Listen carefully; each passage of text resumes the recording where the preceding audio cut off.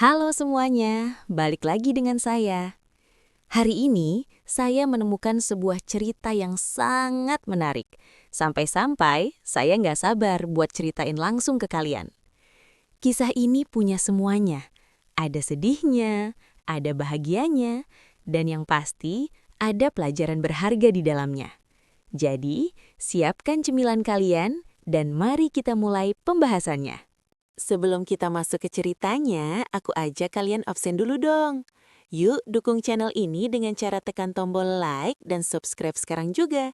Terus ramaikan kolom komentar di bawah ya. Tulis nama, asal kota, dan ketik hadir. Aku pengen tahu nih, sahabat paling jauh dari kota mana aja? Dentangan cangkir teh porselen yang diletakkan Ibu Ratna di atas piring kecilnya terdengar memekakan telinga Maya.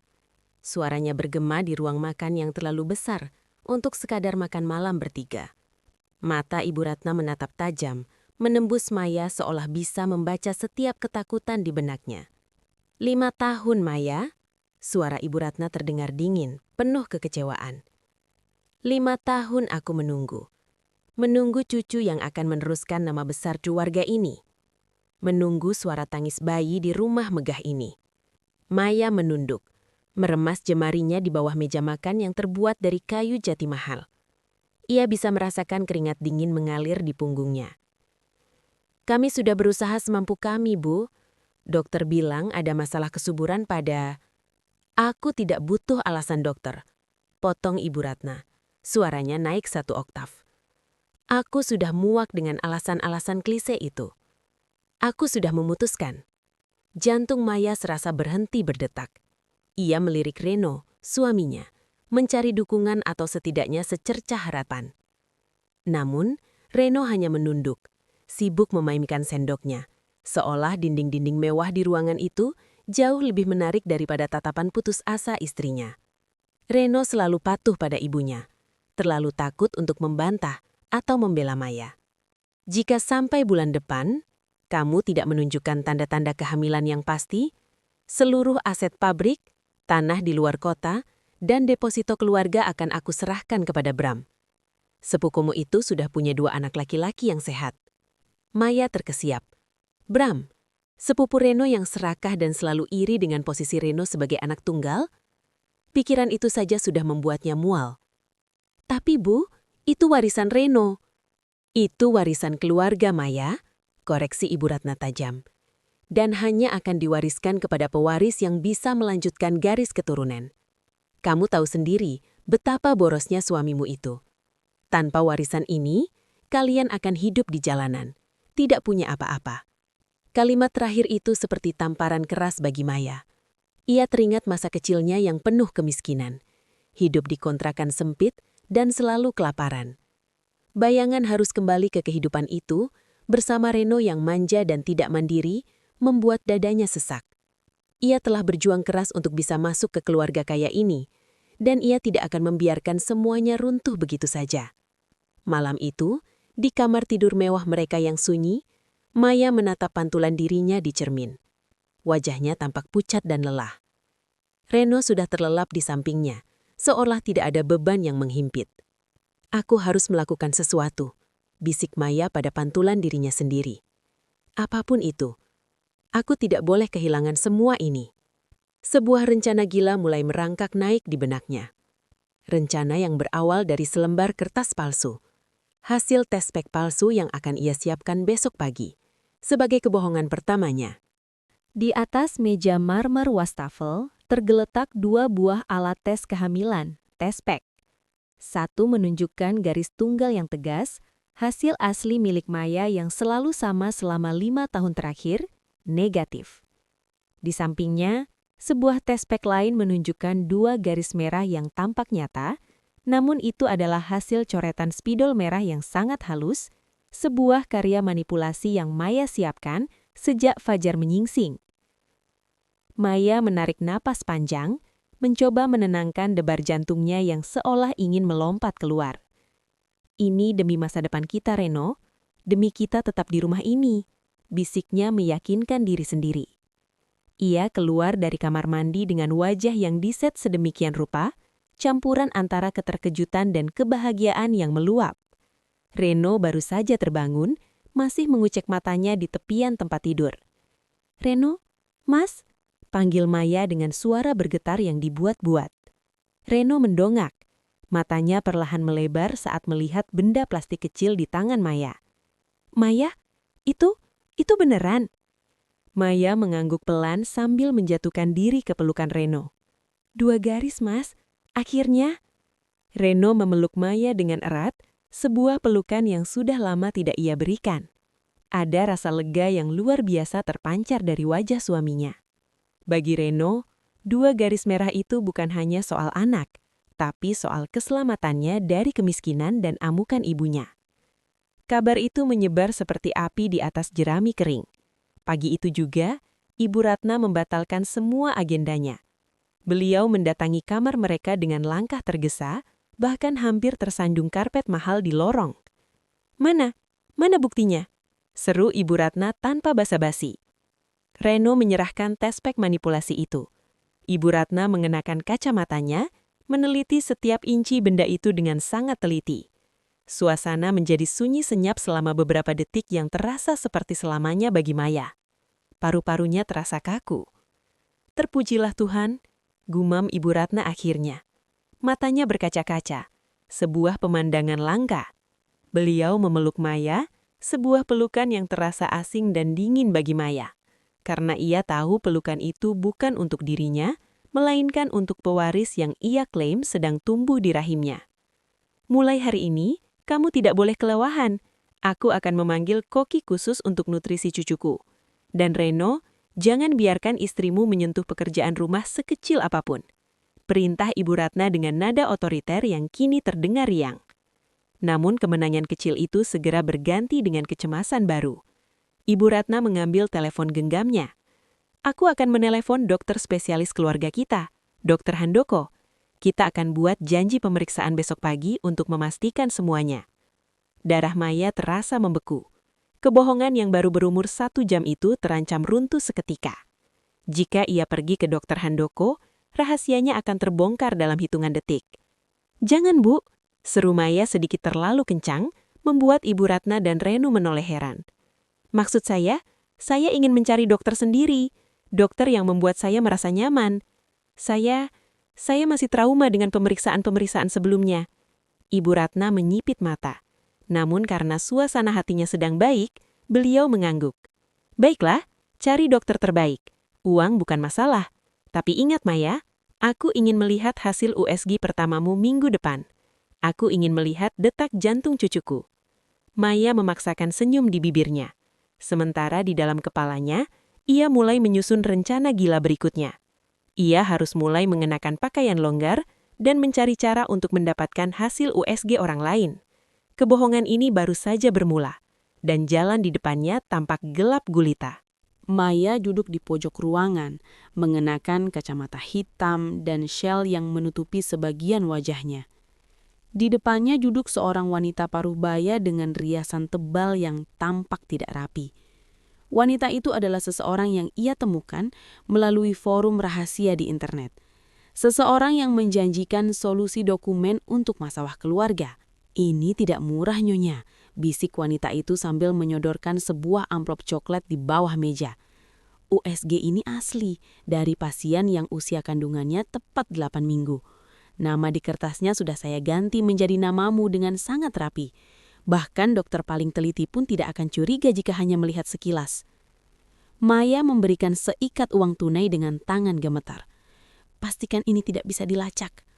"Tenang saja, tapi ingat, ini baru awal. Ibu mertuamu pasti akan minta hasil tiap bulan, bukan? Kamu masuk ke lingkaran yang tidak bisa berhenti di tengah jalan." Wanita itu menyeringai, memperlihatkan gigi yang menguning. Maya pulang dengan jantung berdebar. Di ruang tengah, Ibu Ratna sudah menunggu dengan antusiasme yang mengerikan. Di sampingnya Reno sedang melihat-lihat katalog perlengkapan bayi mewah yang harganya bisa membeli sebuah mobil kecil. "Bagaimana pemeriksaannya, Maya? Mana fotonya?" tuntut Ibu Ratna. Maya menyerahkan hasil USG palsu itu. Ibu Ratna menatap gambar hitam putih yang menunjukkan gumpalan kecil di dalam rahim tersebut dengan penuh haru. Lihat Reno, ini cucuku.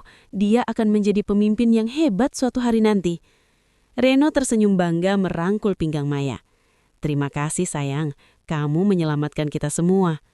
Sentuhan Reno yang biasanya menenangkan, kini terasa seperti api yang membakar kulit Maya. Setiap kata terima kasih adalah belati yang menusuk nuraninya. Namun rasa bersalah itu segera tertutup oleh rasa aman saat melihat Ibu Ratna meletakkan kunci mobil baru di atas meja sebagai hadiah awal atas kabar bahagia tersebut. Namun ketenangan itu hanya bertahan sesaat. Masalah baru muncul ketika Santi, mantan kekasih Reno yang juga merupakan kerabat jauh keluarga mereka, datang berkunjung. Santi adalah seorang perawat, dan ia memiliki mata yang sangat jeli. "Wah, selamat ya Maya," ucap Santi sambil memeluk Maya. Tangannya sengaja menyentuh perut Maya yang masih rata. "Tapi aneh ya, kamu bilang sudah 2 bulan, tapi kamu tidak terlihat mual sama sekali. Biasanya di jam segini ibu hamil pasti sensitif dengan bau kopi." Maya tersentak, menjauhkan diri dengan halus. "Setiap kehamilan berbeda, Santi. Aku termasuk yang beruntung tidak mengalami morning sickness." Santi hanya tersenyum tipis, sebuah senyuman yang membuat bulu kudut Maya berdiri. "Benar juga, tapi hati-hati ya, jangan terlalu banyak mengonsumsi suplemen kalau tidak sesuai resep dokter keluarga." Malam itu Maya tidak bisa tidur. Ia menyadari bahwa perutnya tidak bisa rata selamanya. Ia harus mulai mencari cara untuk membesarkan perutnya secara buatan. Ia mulai memesan korset khusus dan ganjalan busa dari luar negeri. Ia juga sadar akan satu hal yang lebih mengerikan. 8 bulan lagi, sebuah bayi harus benar-benar ada di tangannya. Bukan bayi plastik, bukan gambar USG, tapi manusia bernyawa. Dan satu-satunya cara mendapatkan bayi tanpa melahirkan adalah dengan mencari seseorang yang ingin membuang anaknya. Maya menatap kegelapan kamar, menyadari bahwa ia bukan lagi sekedar pembohong. Ia sedang merancang sebuah kejahatan besar yang tidak mungkin ia lalui sendirian. Maya melangkah turun dari taksi dengan sangat hati-hati. Ia mengenakan baju longgar dengan ganjalan busa tipis di perutnya untuk memberi kesan kehamilan 4 bulan. Di tangannya, ia menggenggam alamat yang diberikan oleh wanita penyedia dokumen tempo hari. Sebuah nama tertulis di sana, Bidan Lastri. Di dalam klinik yang remang-remang itu, seorang wanita bertubuh tambun dengan tatapan mata yang licik menyambutnya. "Nyonya kaya dari kota ya?" Suara Bidan Lastri parau. Ia menghisap rokoknya dalam-dalam. "Saya sudah tahu maksud kedatangan Anda. Tidak perlu basa-basi." Maya duduk di kursi plastik yang reot. "Saya butuh seorang bayi, laki-laki, harus lahir tepat 5 bulan dari sekarang." Bidan Lastri terkekeh, suara tawanya terdengar seperti gesekan amplas. "Anda pikir ini supermarket, tapi Anda beruntung. Ada seorang gadis desa, buruh pabrik yang kecelakaan dengan pacarnya yang kabur. Dia tidak ingin bayinya, tapi dia butuh uang untuk menutup aib dan pulang kampung. Usia kandungannya pas dengan jadwal Anda." "Berapa?" tanya Maya langsung. Suaranya bergetar antara takut dan nekat. Bidan Lastri menyebutkan angka yang membuat Maya terkesiap. Nilainya setara dengan harga satu mobil mewah. Itu sudah termasuk biaya tutup mulut, proses persalinan rahasia, dan dokumen aspal, asli tapi palsu, yang akan mencantumkan nama Anda sebagai ibu kandungnya. "Saya setuju," ucap Maya tanpa berpikir panjang. "Tapi saya ingin bertemu ibu kandungnya. Saya harus memastikan bayi itu sehat." "Tidak boleh," potong Lastri tajam. "Aturan mainnya adalah putus hubungan total. Anda tidak tahu siapa dia tidak tahu siapa Anda. Itu lebih aman bagi posisi Anda di keluarga jutawan itu, bukan?" Maya terdiam. Ia menyadari bahwa ia baru saja menyerahkan nasibnya pada seorang kriminal. Namun di kepalanya hanya ada wajah Ibu Ratna yang menagih cucu dan ancaman kemiskinan yang membayang. Sepulangnya dari sana, Maya mendapati Reno sedang berada di ruang tengah bersama seorang pria berpakaian rapi. Pria itu adalah Bram, sepupu Reno yang menjadi ancaman warisan mereka. "Wah, adik ipar," sapa Bram dengan nada yang dibuat-buat ramah, namun matanya menatap tajam ke arah perut Maya. "Selamat ya, tapi hati-hati. Di zaman sekarang banyak kasus kehamilan palsu hanya demi harta. Kamu periksa ke dokter Handoko kan? Dia sangat teliti. Maya merasakan lututnya lemas. Bram jelas sedang memprovokasinya. Tentu saja, Mas Bram. Kami selalu memberikan yang terbaik untuk calon pewaris keluarga ini. Jawab Maya mencoba terdengar tenang meski jantungnya berdegup kencang. Malam itu Maya mulai menulis di buku digitalnya, menghitung hari. Ia kini terjebak dalam dua dunia. Dunia mewah yang penuh kepura-puraan di rumah mertuanya dan dunia bawah tanah yang kotor bersama bidan Lastri. Ia tidak sadar bahwa di luar kamar Maya, Santi, kerabat Reno yang perawat itu, diam-diam sedang memperhatikan tempat sampah di kamar mandi Maya, mencari bukti sisa bungkus pembalut atau apapun yang bisa membuktikan bahwa Maya sebenarnya masih mengalami siklus bulanan. Lingkaran setan itu kini semakin menyempit, mencekik Maya dari segala arah. Maya berdiri di tengah ruangan, mengenakan gaun sutra longgar yang menjuntai. Di balik gaun itu, ia memakai ganjalan perut silikon khusus tingkat medis yang ia pesan secara rahasia. Beratnya pas, teksturnya kenyal jika disentuh, dan memberikan siluet wanita yang tengah hamil 8 bulan dengan sempurna. Namun, setiap kali tamu datang untuk mengelus perutnya, Maya merasakan serangan panik. "Wah, perutmu sudah besar sekali, Maya. Pasti anak ini nanti beratnya cukup besar," ujar salah satu teman sosialita Ibu Ratna sambil mencoba menggapai perutnya. Maya dengan halus memegang gelas minumannya dan bergeser sedikit. "Iya, Jeng. Dokter bilang dia sangat aktif di dalam.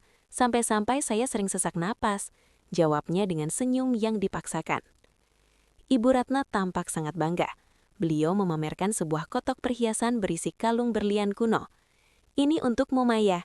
Dan setelah cucuku lahir nanti, seluruh kunci pabrik tekstil di Semarang akan berpindah ke tangan Reno.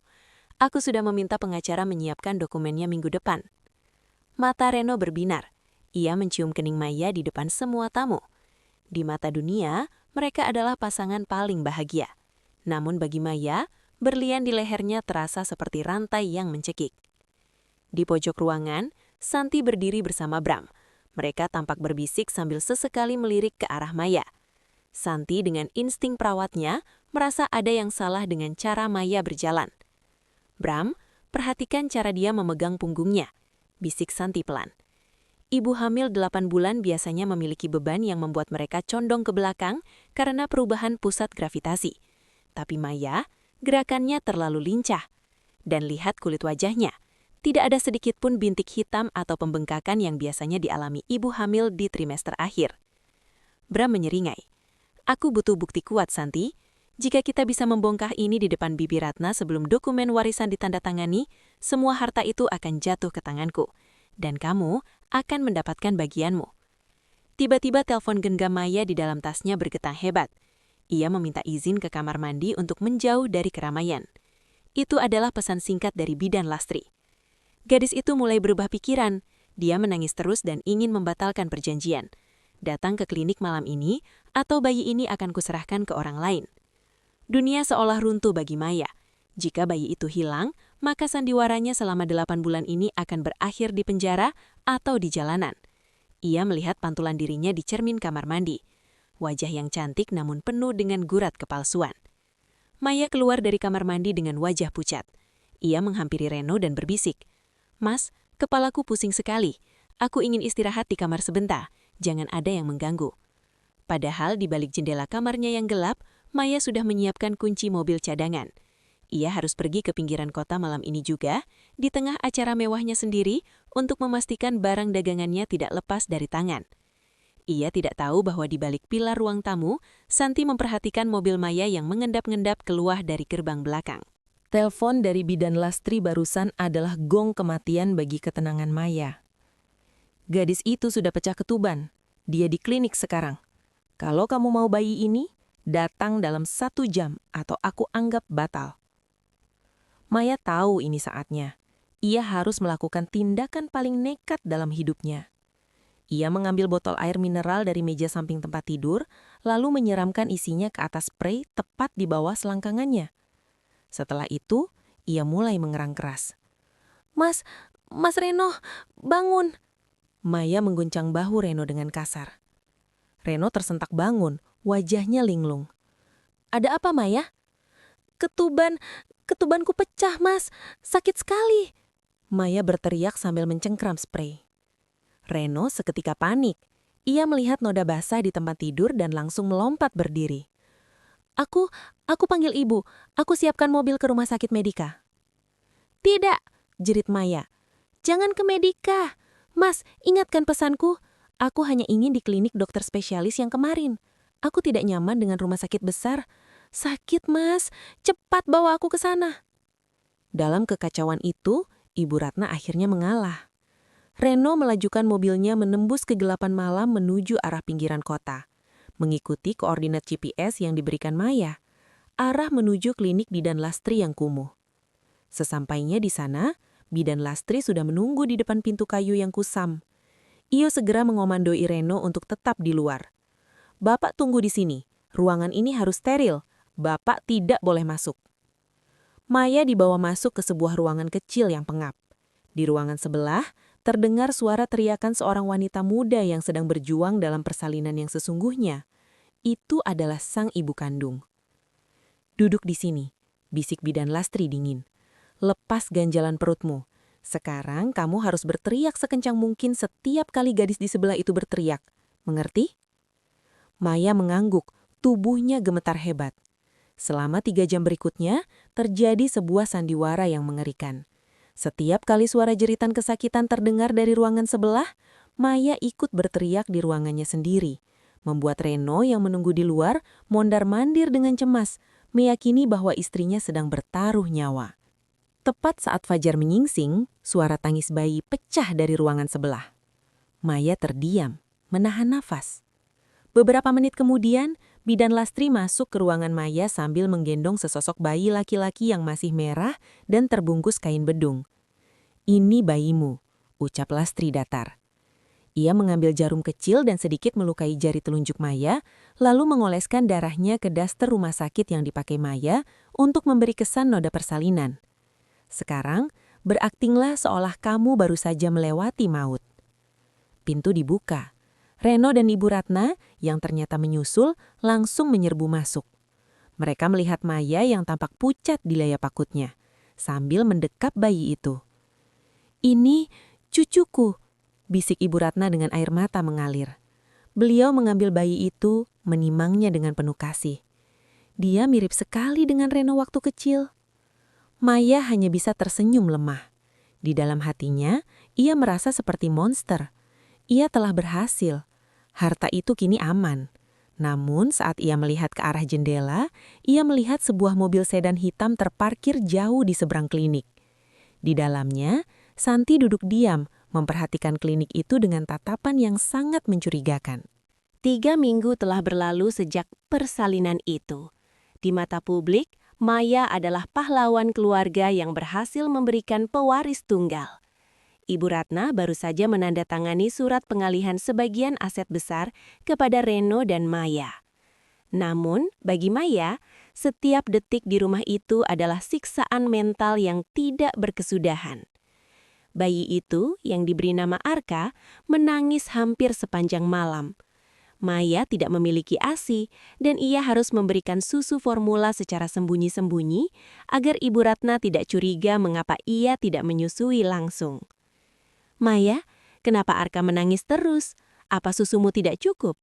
tanya Ibu Ratna yang tiba-tiba masuk ke kamar bayi. Maya tersentak, hampir menjatuhkan botol susu yang ia sembunyikan di balik bantal. Iya Bu, sepertinya ASI saya sedikit tersumbat karena stres. Dokter bilang ini biasa untuk ibu baru." Ibu Ratna mendekat, menatap Arka dengan penuh selidik. "Aneh sekali, Reno dulu lahir dengan tanda lahir di telinga kanan. Semua laki-laki di keluarga kami memilikinya. Tapi Arka, kulitnya bersih sekali. Dan matanya terlalu besar, tidak seperti mata sipit keluarga kita." Jantung Maya berdegup kencang. "Keturunan itu acak, Bu. Mungkin dia mirip dengan kakek saya," jawabnya cepat, mencoba menutupi kegugupan. Namun, ancaman sebenarnya muncul lewat sebuah panggilan telepon dari nomor yang tidak dikenal saat Reno sedang tidak di rumah. "Halo, Nyonya Besar." Suara parau itu sangat ia kenali. Bidan Lastri. "Mau apa lagi? Aku sudah membayarmu lunas," bisik Maya sambil bersembunyi di dalam kamar mandi. Lunas untuk bayinya, tapi tidak untuk diamnya ibu kandungnya. Tawa Lastri terdengar jahat. Gadis itu, si buruh pabrik, dia depresi berat. Dia melihat berita di televisi tentang kelahiran cucu jutawan dan dia mengenali selimut yang kamu pakai saat membawa bayi itu keluar dari klinik. Sekarang dia menuntut lebih banyak uang atau dia akan pergi ke polisi dan mengaku bahwa bayinya dicuri. Apa? Kamu bilang semuanya sudah diatur. Maya nyaris berteriak. Uang bisa mengatur segalanya, Nyonya. Kirimkan 200 juta ke rekening biasa sebelum matahari terbenam, atau rahasiamu akan menjadi tajuk utama berita pagi esok. Klik, telepon diputus. Maya terduduk di lantai kamar mandi yang dingin. Ia merasa seperti sedang membangun istana pasir di tepi pantai. Semakin tinggi ia membangun, semakin besar ombak yang datang menerjang. Ia tidak punya uang tunai sebanyak itu tanpa seizin Reno atau Ibu Ratna. Saat ia keluar dari kamar mandi dengan wajah kuyu, ia mendapati Santi sedang berdiri di depan ranjang bayi, memegang sebuah botol kecil. Tadi aku menemukan ini di tempat sampah luar, Maya. Ucap Santi dengan nada datar sambil menunjukkan botol suplemen penahan menstruasi yang tidak sengaja dibuang Maya. Obat ini tidak boleh diminum oleh ibu menyusui karena bisa menghentikan produksi ASI dan membahayakan bayi. Jadi pertanyaannya, kenapa kamu meminumnya? Atau lebih tepatnya, apakah kamu benar-benar menyusui? Maya terbeku. Di satu sisi ia diperas oleh bidan Lastri, di sisi lain ia dipojokkan oleh Santi. Kehidupannya yang mewah ini terasa seperti penjara bawah tanah yang siap menguburnya hidup-hidup. Dalamnya terdapat tumpukan uang tunai dan beberapa perhiasan emas miliknya yang belum lama ini dihadiahkan oleh Ibu Ratna. Ini adalah jalan pintas yang ia ambil. Mencuri sedikit demi sedikit dari brankas kecil di kamar Ibu Ratna saat mertuanya itu sedang tertidur lelap. Sesosok bayangan muncul dari balik pohon besar. Itu bukan bidan Lastri, melainkan seorang wanita muda bertubuh kurus dengan wajah sembab dan mata merah. Dia adalah Sari, ibu kandung bayi Arka. "Mana uangnya?" Suara Sari bergitar, penuh amarah dan penyesalan. "Ini," Maya menyodorkan tas itu. "Ambil, lalu pergi sejauh mungkin. Jangan pernah injakkan kakimu di kota ini lagi." Sari membuka tas itu, namun bukannya pergi, ia justru menangis terseduh-seduh. "Aku melihat fotonya di koran lokal kemarin. Namanya Arka. Dia terlihat sangat tampan mengenakan baju mahal itu. Hatiku hancur, Nyonya. Uang ini tidak bisa menghapus rasa sakit karena menyerahkan darah dagingku sendiri ke tangan pembohong seperti Anda." "Tutup mulutmu," desis Maya. Matanya melotot tajam. "Kamu sudah setuju. Kamu butuh uang itu untuk keluargamu di desa, bukan? Sekarang pergi." "Aku ingin memeluknya sekali saja," pinta Sari memelas. "Hanya 1 menit. Setelah itu aku berjanji tidak akan muncul lagi." "Tidak akan pernah." Maya mendorong Sari hingga wanita itu jatuh terduduk. "Jika kamu berani mendekati rumah ini, aku akan melaporkanmu ke polisi atas tuduhan penculikan yang gagal. Aku punya uang dan kekuasaan untuk membusukkanmu di penjara." Sari menatap Maya dengan kebencian murni. Ia bangkit, mengambil tas uang itu, dan berbisik. "Tuhan tidak tidur, Nyonya. Harta yang Anda curi dengan nyawa anak saya tidak akan membawa berkah." Sari berlari menghilang ke dalam kegelapan malam. Maya berdiri terpaku, napasnya tersengal. Ia merasa baru saja membunuh nuraninya sendiri. Namun saat ia berbalik untuk masuk kembali ke dalam rumah, jantungnya seolah berhenti berdetak. Di balkon lantai 2, sesosok bayangan berdiri diam memperhatikan segalanya. Itu adalah Reno. Maya berusaha bersikap tenang saat ia masuk ke kamar. Reno sedang duduk di pinggiran tempat tidur, menatap dinding dengan pandangan kosong. "Dari mana kamu, Maya?" tanya Reno pelan, suaranya terdengar asing. Hanya mencari udara segar, Mas. Arka baru saja tidur," jawab Maya sambil berusaha menyembunyikan tangannya yang gemetar. "Aku menemukan ini di laci mejamu." Reno menunjukkan sebuah map. Isinya adalah catatan transaksi rahasia dan beberapa foto bayi lain yang dikirimkan bidan Lastri sebagai pilihan sebelum Arka lahir. Reno rupanya sudah mulai menyelidiki sendiri setelah diprovokasi oleh Bram. "Mas, Aku bisa jelaskan. Apa yang mau kamu jelaskan, Maya? Bahwa anak yang aku banggakan sebagai darah dagingku adalah hasil transaksi gelap? Bahwa istriku adalah seorang pencuri bayi? Aku melakukan ini demi kita, Reno. Demi warisan itu. Kamu sendiri tidak punya keberanian melawan ibumu. Teriak Maya penuh keputusasaan. Tiba-tiba, pintu kamar mereka terbuka dengan bantingan keras. Ibu Ratna berdiri di sana dengan wajah yang memerah padam, memegang surat dari bank tentang selisih saldo brankasnya. Di belakangnya, Bram dan Santi berdiri dengan senyum kemenangan yang tak tertutupi. Katakan padaku, Maya, suara Ibu Ratna bergetar karena amarah yang memuncak. Siapa bayi yang ada di kamar sebelah itu sebenarnya? Dunia Maya runtuh seketika. Harta yang baru saja ia genggam, kini terasa seperti bara api yang siap menghanguskan seluruh hidupnya. Diamkan bayi itu. Aku tidak mau mendengar suara orang asing di rumahku. Bentak Ibu Ratna. Suaranya menggelegar, menghancurkan sisa-sisa keberanian Maya. Santi melangkah maju dengan sebuah amplop kuning di tangannya. Bibi, aku tidak bisa diam lagi melihat keluarga kita ditipu mentah-mentah. Kemarin, tanpa sepengetahuan Maya, aku mengambil sampel rambut Arka dan sampel rambut Reno untuk tes DNA kilat di laboratorium tempat temanku bekerja. Santi menyerahkan selembar kertas kepada Ibu Ratna. Tangan tua itu bergetar saat membaca baris demi baris hasil laboratorium tersebut. 0%, bisik Ibu Ratna. Matanya menatap tajam ke arah Maya. Kecocokan DNA antara Reno dan bayi ini adalah 0%. Maya, berani-beraninya kamu membawa anak haram entah dari mana ke dalam rumah ini. Bukan anak haram, Bu, jerit Maya sambil bersimpuh di kaki mertuanya. Saya tidak berselingkuh, saya terpaksa. Saya mengadopsinya karena saya ingin membuat ibu bahagia. Saya tidak ingin kita kehilangan warisan. Membuatku bahagia? Ibu Ratna tertawa getir. Tawa yang terdengar sangat menyakitkan. Kamu memberiku kebohongan dan kamu menyebut itu kebahagiaan. Kamu mencuri uang dari brankasku untuk membayar orang-orang kotor itu. Reno hanya bisa menutup wajahnya dengan kedua tangan. Ia merasa seperti pecundang terbesar. Siapa ibu kandungnya, Maya? Di mana kamu mendapatkan bayi ini? Sebelum Maya sempat menjawab, pintu depan rumah diketuk dengan keras. Bram yang sedari tadi berdiri di sudut ruangan dengan senyum sinis, membukakan pintu. 2 orang petugas kepolisian masuk, didampingi oleh Sari, ibu kandung Arka, yang wajahnya masih basah oleh air mata. Itu dia, itu wanita yang membawa anak saya, seru Sari sambil menunjuk ke arah Maya. Dia memberikan saya uang dan mengancam saya akan membusuk di penjara jika saya menuntut bayi saya kembali. Petugas polisi melangkah maju. Nyonya Maya, kami menerima laporan terkait praktik adopsi ilegal dan perdagangan anak di bawah umur yang melibatkan bidan Lastri. Berdasarkan keterangan saksi dan bukti transaksi, Anda dinyatakan sebagai tersangka utama dalam pemufakatan jahat ini. Dunia seolah berputar bagi Maya.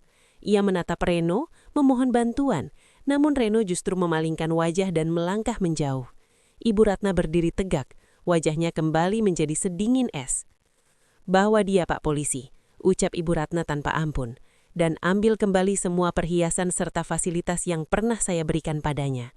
Mulai detik ini, Maya bukan lagi bagian dari keluarga ini. Dia bukan siapa-siapa. Bram tertawa kecil, sambil membisikkan sesuatu kepada Santi. Sekarang, jalan menuju aset keluarga sudah bersih. Saat borgol besi itu mengunci pergelangan tangannya, Maya melihat Arka dibawa pergi oleh Sari. Bayi itu berhenti menangis saat berada di pelukan ibu kandungnya. Maya menyadari bahwa selama ini, ia bukan melindungi Arka, melainkan menyandara bayi itu demi egonya sendiri. Mas Reno, tolong aku!" teriak Maya saat petugas membawanya keluar. Namun Reno tetap diam. Ia hanya menatap lantai, meratapi kehidupannya yang juga ikut hancur karena ketidakberaniannya sendiri.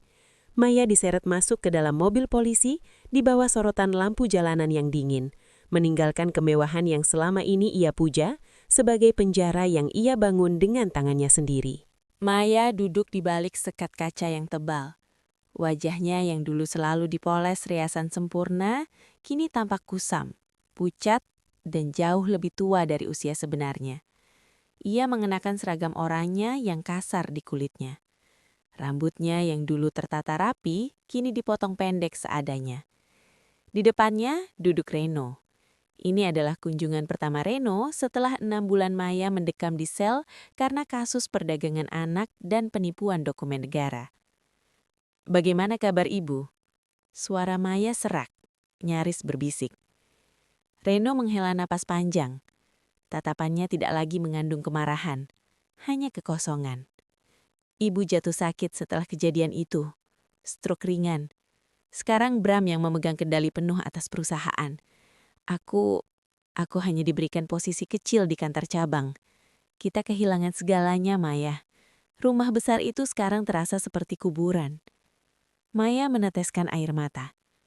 Aku melakukan itu agar kita tidak diusir, Mas. Agar kita tetap terpandang. Tapi lihat kita sekarang, potong Reno pahit. Kita tidak punya harga diri lagi. Nama keluarga kita hancur di semua koran. Dan bayi itu, Arka, dia sudah kembali ke ibunya kandung.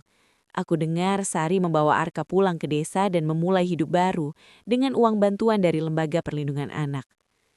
Maya tertunduk lesu. Tiap malam aku mendengar suara tangis bayi di kepalaku, Mas. Aku sadar, aku tidak pernah benar-benar mencintai bayi itu. Aku hanya mencintai apa yang bisa bayi itu berikan padaku, harta. Mungkin ini karma kita, ujar Reno sambil berdiri. Aku yang terlalu lemah untuk mandiri, dan kamu yang terlalu serakah untuk bersabar. Aku sudah mengurus surat perceraian kita. Pengacara akan datang besok untuk meminta tanda tanganmu. Maya membeku. Perceraian adalah pukulan terakhir yang menghancurkan sisa-sisa harapannya. Mas, tolong, jangan tinggalkan aku di sini sendirian. Reno tidak menjawab. Ia hanya menatap Maya untuk terakhir kalinya, lalu berbalik dan berjalan keluar melewati pintu besi yang berat. Beberapa jam kemudian, Maya kembali ke selnya yang sempit. Ia meringkuk di atas dipan kayu yang keras. Dari celah jendela kecil di atas selnya, ia melihat langit senja yang mulai menggelap. Ia teringat kembali pada hari di mana ia pertama kali memalsukan tes pack itu. Sebuah kebohongan kecil yang ia pikir akan menjadi solusinya, namun ternyata menjadi lubang kubur bagi hidupnya sendiri. Di luar sana, di sebuah desa yang jauh, Arka tumbuh sehat di pelukan ibu kandungnya yang sederhana namun jujur. Sementara di kediaman Ibu Ratna, kemewahan itu tetap ada, namun kebahagiaan telah lama pergi. Maya menutup matanya, menyadari sebuah kebenaran pahit, bahwa warisan sejati bukanlah harta atau jabatan, melainkan ketenangan batin yang tidak akan pernah bisa dibeli dengan cara yang kotor.